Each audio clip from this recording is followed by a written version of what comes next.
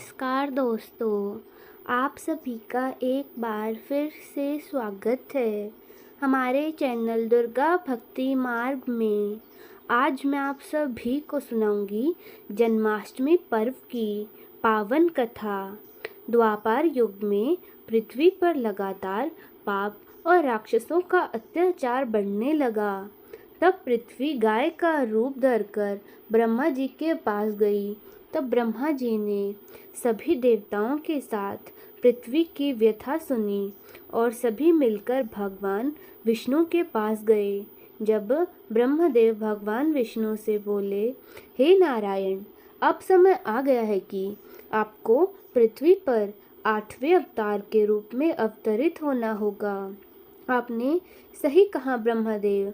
विष्णु जी बोले, मैं पृथ्वी के उद्धार हेतु ब्रज में कंस की बहन देवकी के गर्भ से जन्म लूंगा।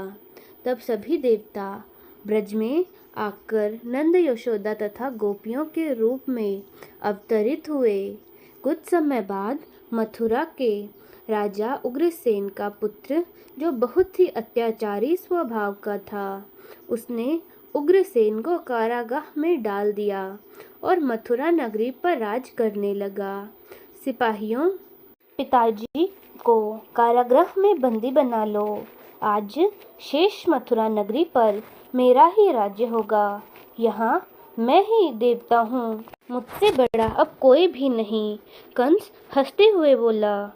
तब महाराज उग्रसेन ने कहा, कंस, देखना, एक दिन तेरे पाप का घड़ा जरूर भरेगा।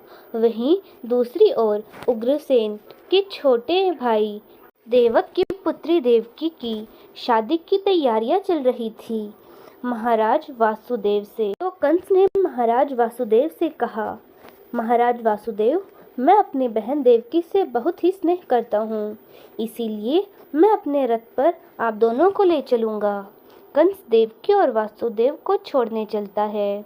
तभी रास्ते में तेज गर्जना के साथ आकाशवाणी हुई, हे कंस, जिस देवकी को तू बहुत स्नेह से अपने साथ लेकर जा रहा है, इसके गर्भ से जन्मा 8वां पुत्र तेरा काल बनकर तेरा वध करेगा। तब कंस बोला, नहीं नहीं, ऐसा नहीं हो सकता। देवकी का पुत्र मेरा काल कैसे बनेगा? नहीं नहीं, ऐसा नहीं हो सकता।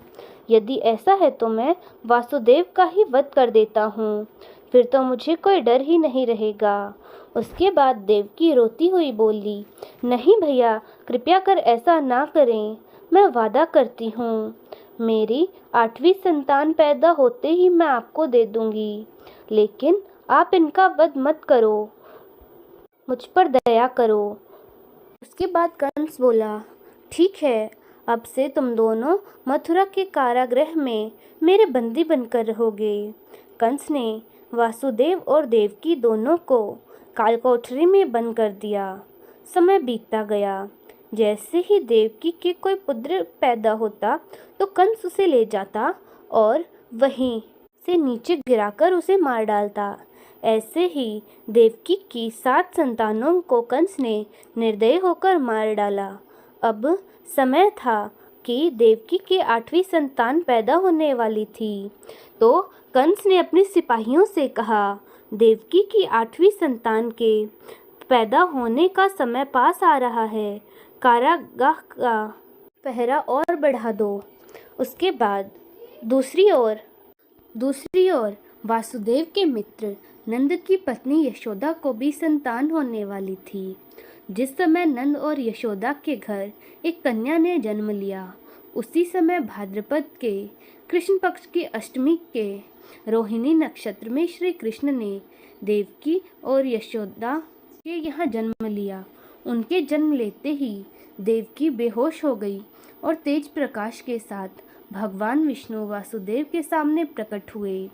हे वासुदेव, कंस के संहार के लिए ही मैंने तुम्हारे यहाँ अवतार लिया है और तुम तत्काल मुझे नंद के यहाँ पहुँचा दो और नंद के घर जन्मी उस कन्या को कंस को सौंप देना। नारायण ने वासुदेव से कहा, देखते ही देखते कारागृह के सारे द्वार अपने आप खुल गए। सभी पहरेदार गहरी नींद में सो गए। यहाँ तक कि कंस भी गहरी नींद में सो गया और वासुदेव की हाथों की बेड़ियां भी अपने आप खुल गई। वासुदेव ने श्री कृष्ण को एक टोकरी में लेटाया और गोकुल की ओर चल दिए। तेज बारिश और तूफान के बीच नन्हे कृष्ण को लिए वासुदेव चले जा रहे थे। भगवान श्री कृष्ण के चरणों को स्पर्श करने की चाह से यमुना नदी ऊपर की ओर बढ़ने लगी।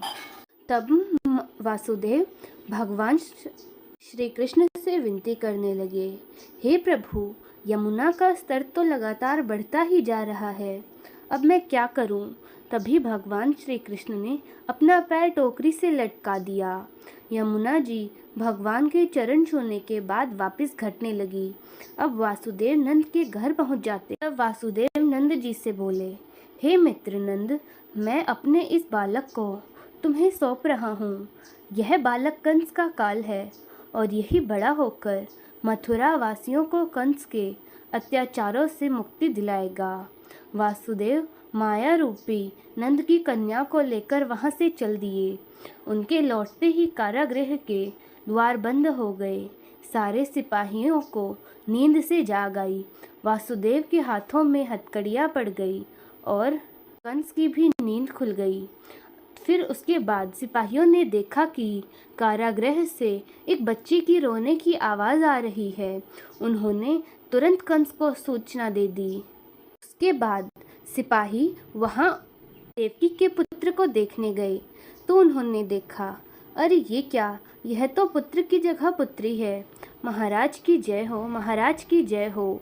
उसके बाद सिपाहियों ने महाराज कंस को सूचना दी कि महाराज देवकी ने पुत्र की जगह पुत्री को जन्म दिया है।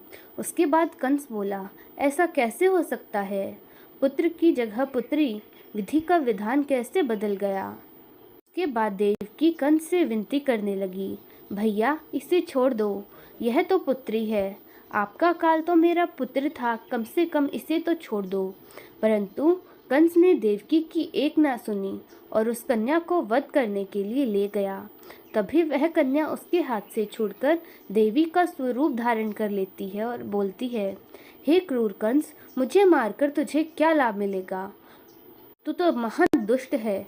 तुझे मारने वाला तो जन्म ले चुका है और गोकुल में पहुंच चुका है। यह देखकर कंस गुस्से से भर गया और उसने भगवान श्री कृष्ण को मारने के अनेकों प्रयास किए।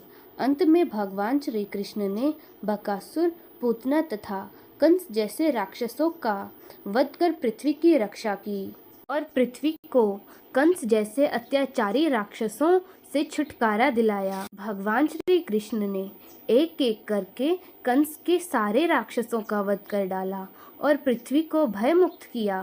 तो दोस्तों, कैसी लगी आपको हमारी आज की यह कथा? कमेंट्स में ज़रूर बताएं। धन्यवाद।